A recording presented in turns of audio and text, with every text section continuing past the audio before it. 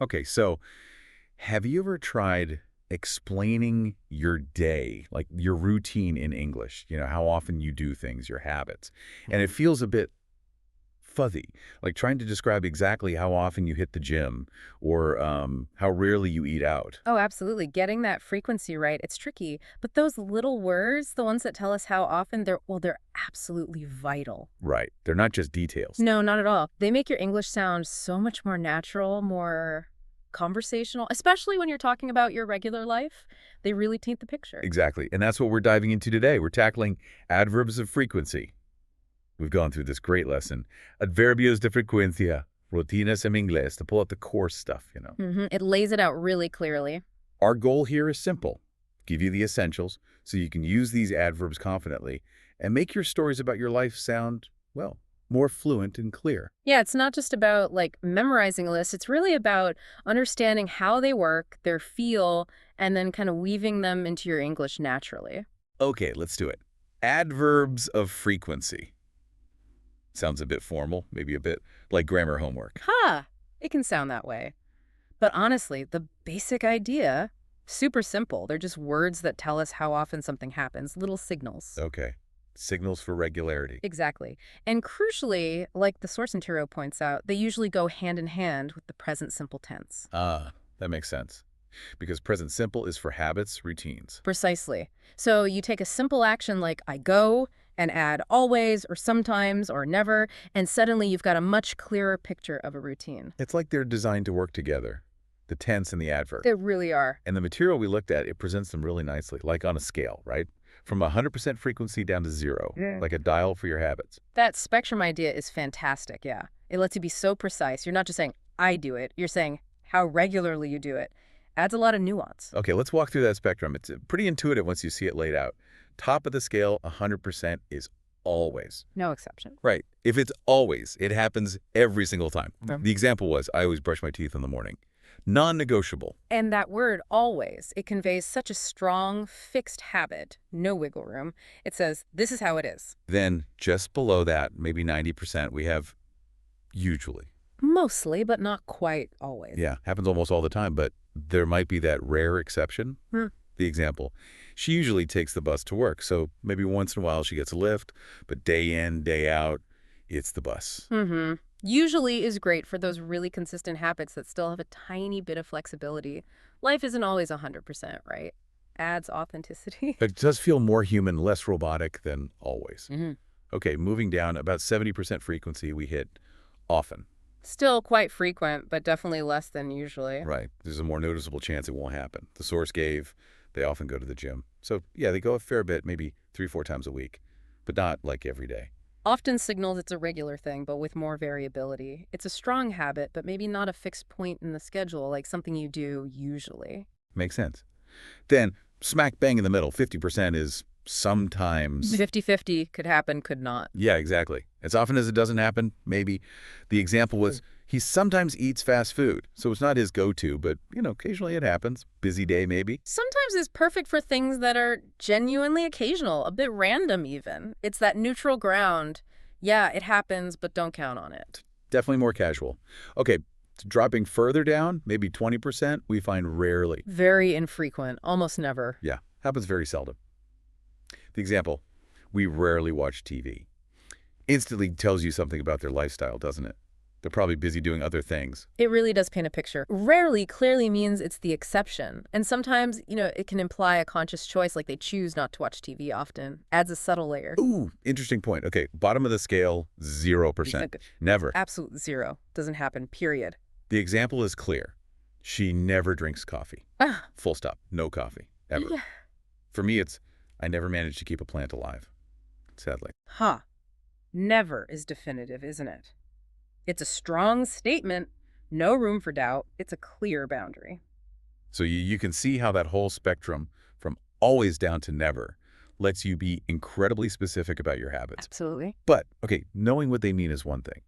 The real trick, where I think a lot of learners stumble, is knowing exactly where to put them in a sentence. You hit the nail on the head there. Placement is key for sounding natural.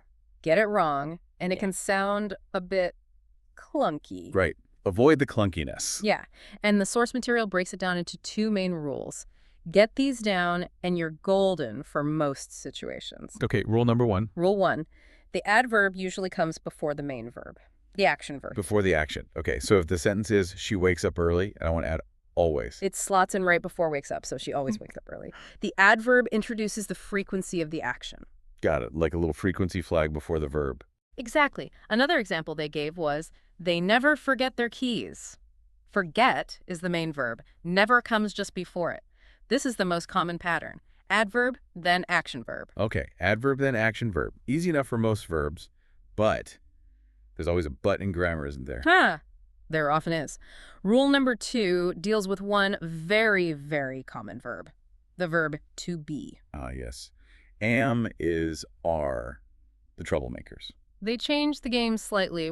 With forms of to be, the adverb of frequency comes after the verb. After am, is, or are. Okay, so not he usually is late, because I feel like I might say that. That's a really common slip-up, but yeah, it sounds a bit off. The natural way is he's usually late. See, is first, then usually. Okay, You- okay. Verb to be, then the adverb. What was the other example? We are sometimes busy. Again, are comes before sometimes. We are sometimes busy. He is usually late.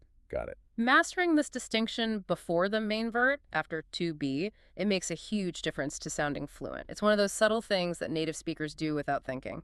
It really separates the learners from the fluent speakers, doesn't it? It's about that natural rhythm. Exactly. It moves you away from mentally translating and into just speaking English. And the best way to get that rhythm, practice, practice, practice, which helpfully our source materials is packed with.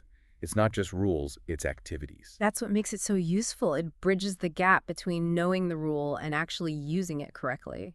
It's about making it stick. Totally. So they have a few types of exercises. First up, classic fill in the blanks. Right. Good for drilling the meaning. Yeah, like you get a sentence and a percentage, maybe she 90% drinks tea, and you need to pop in usually. Forces you to link the word to the frequency. That immediate recall really helps cement that spectrum we talked about, builds that intuition. Then there are rewrite sentences tasks. These are gold for practicing placement. Directly tackling the tricky part. Yeah. You get something like often, he checks his email, and you have to rewrite it correctly. He often checks his email. Or maybe rarely I am late becomes I am rarely late. It hammers home those two placement rules. Those rewrites are brilliant because they build muscle memory for the syntax. You stop having to consciously think, okay, rule 1 or rule 2, and just start doing it right automatically, like riding a bike, as you said. Exactly. And then my favorite, because, language is for talking, speaking practice. Bringing it into the real world. Yeah. They suggest interviewing a partner. You'd ask things like, how often do you exercise? And your partner answers using an adverb. Oh, I rarely exercise, unfortunately. Or how often are you tired? I am always tired. It makes it interactive and real. That speaking part is crucial. It moves you from just understanding to actually producing the language. You hear how it sounds, you practice saying it. That's where fluency really grows. Definitely. And finally, they wrap it up with a kind of final challenge. Write about your routine. Putting it all together. Yeah, write a short paragraph, maybe 5 or 6 sentences, about your own daily life using at least 4 different adverbs. They give a great example. I always wake up at 7 a.m. and usually have cereal. I often go to the gym, but I sometimes skip it. I rarely watch TV, and I never go to bed after midnight.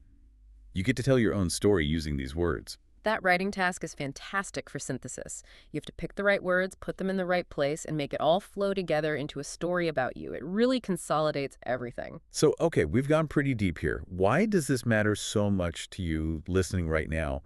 What's the big takeaway?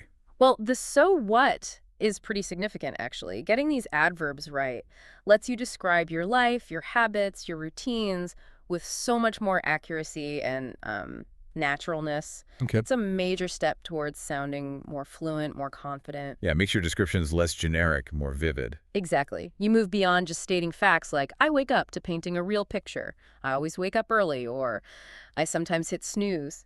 It adds color and life to your English. That precision makes your stories engaging. It tells people more about you. Right. It provides that granularity, that detail that makes your English feel really authentic. It's the difference between a quick sketch and a detailed portrait of your daily rhythm. So, to recap, adverbs of frequency. We looked at what they are, that useful spectrum from always to never, and those 2 crucial placement rules before the main verb, after to be. And we touched on those practical ways to really nail it down, fill in the blanks, rewriting, speaking, writing about yourself, tools you can use right away. They really are essential for talking about your life naturally in English. And here's something to think about as you go about your day.